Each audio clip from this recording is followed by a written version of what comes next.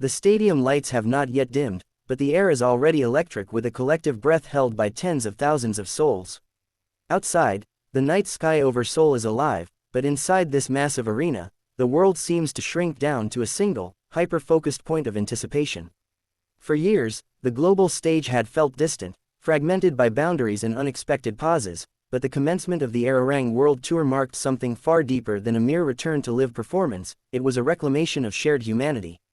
As the ambient noise of the crowd swells into a deafening roar, the initial bass line of Dynamite begins to vibrate through the concrete floors, a familiar rhythm that has anchored millions through their darkest days. Yet, this rendition is fundamentally different, stripped of its usual studio polish and infused with the raw, unpredictable energy of a live arena. Standing at the center of this swirling vortex of sound and light is Kim Taehyung, known to the world simply as V, a figure whose presence tonight carries the weight of a generation's longing and the triumphant joy of an absolute comeback. When his voice first cuts through the stadium, it doesn't just start the song, it reawakens a dormant universe. There is an unmistakable warmth to his baritone, a rich, velvety texture that grounds the bright, disco-pop track in something deeply soulful and profoundly human. Watching him move across the stage during this opening sequence is like watching a masterclass in effortless charisma, where every subtle tilt of his head and every fleeting grin feels intimately directed at each individual viewer in the nosebleed seats. The choreography, while precise, is executed with a fluid, jazz-infused spontaneity that belongs entirely to him, transforming a globally recognized pop anthem into a deeply personal statement of resilience. The audience doesn't just hear the words, they feel the physical release of years of waiting, crystallized in the way the stage lights catch the sharp angles of his face as he delivers those iconic opening lines with a mixture of playful defiance and overwhelming gratitude. As the performance progresses into the first chorus, the true magnitude of the ARIRANG tour becomes vividly apparent. The stage design itself seems to breathe with the music, utilizing cascading walls of light that mimic the natural shifts of a breaking dawn, a visual metaphor for a new beginning after a long, dark winter. V navigates this massive canvas not as a distant idol, but as an emotional anchor for everyone in the room, his eyes scanning the sea of glowing light sticks with a fierce, unmistakable affection. There is a moment during the transition where the backing track drops out slightly, leaving only his live vocals floating over a driving drumbeat, and in that split second, the sheer vocal control and emotional depth he commands becomes staggeringly clear. It is a reminder that behind the global phenomenon and the record-breaking statistics lies an artist who feels every note in the marrow of his bones, translating the collective joy and relief of the crowd into a vocal performance that feels both massive and heartbreakingly intimate.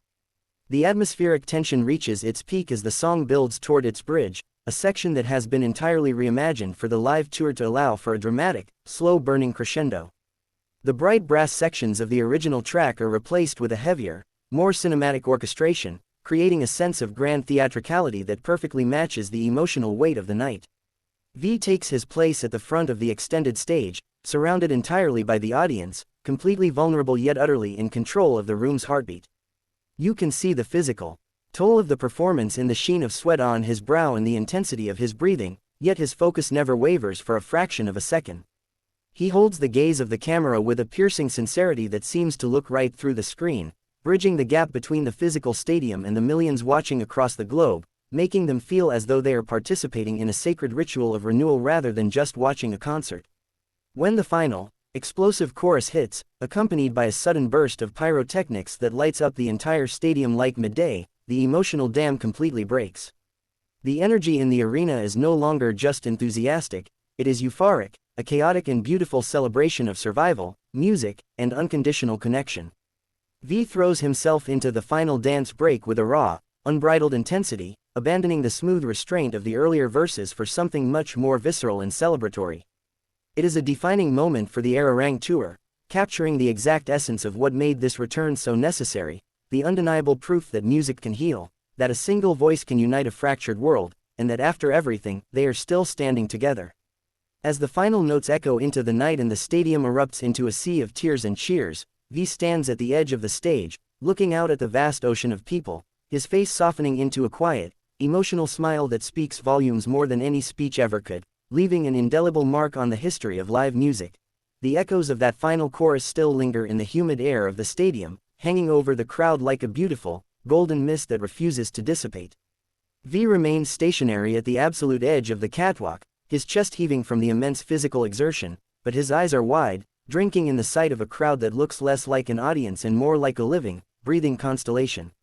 The sheer volume of the cheers has crossed the threshold of mere sound. It has become a physical force, vibrating through the stage floor and pressing against his chest with a warmth that seems to wash